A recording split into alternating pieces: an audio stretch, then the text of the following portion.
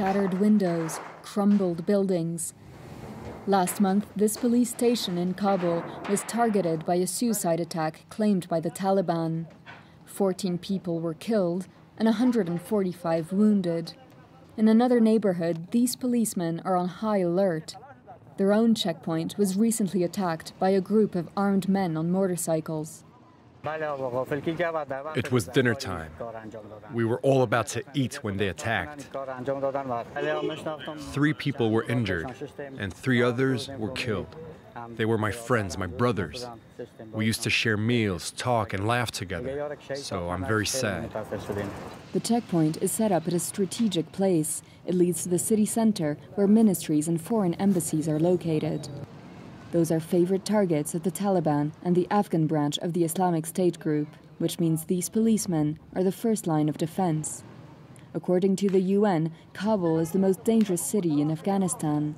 Last year, there were 65 suicide attacks throughout the country, but most of them happened here, in the capital. And in the past few months, the crime rate has also gone up.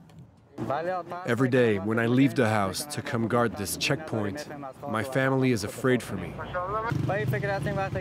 But I'm not scared because it's my duty to protect the people. Each day, up to 40 Afghan soldiers and policemen are killed, according to numbers released by the president himself. Many others are wounded.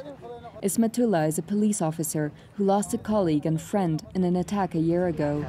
He's going to visit his family. Every time I go check on my friend's widow, she complains about not having enough money to get by. The amount she receives from the state is not enough. Since he died, the family has been living in poverty.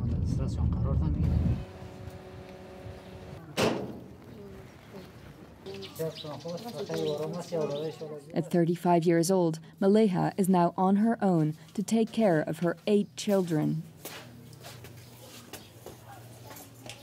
At the funeral, we received a sum of money from the government, but it wasn't much. At the small shop where I get our groceries, I buy everything on credit. I hope one day someone will help me reimburse those debts. Since my husband died, I haven't paid the rent either. I'm scared. If the landlord comes here to claim his money, we'll have to leave the house and live in the streets.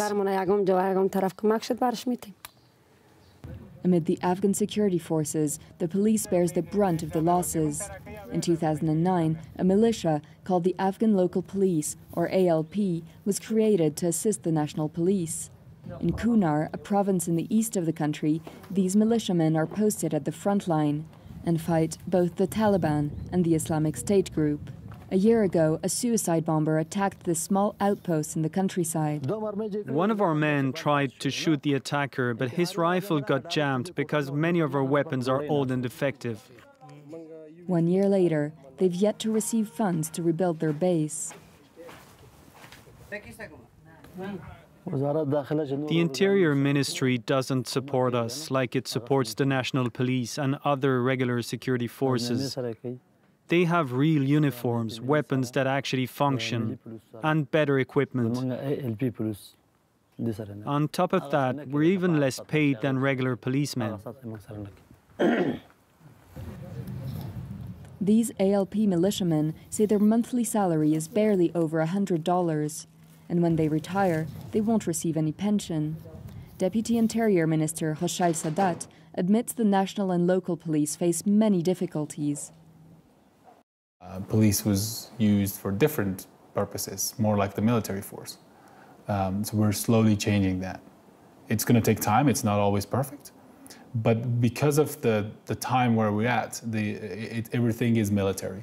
I have inherited an organization that has not only one specific problem, but a blast of multiple problems.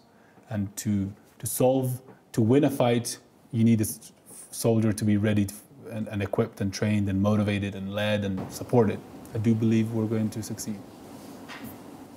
But there's a long way to go, and on top of facing ever-increasing attacks by the Taliban, the Islamic State group, and criminal organizations, the Afghan police also grapples with endemic corruption and a record number of defections.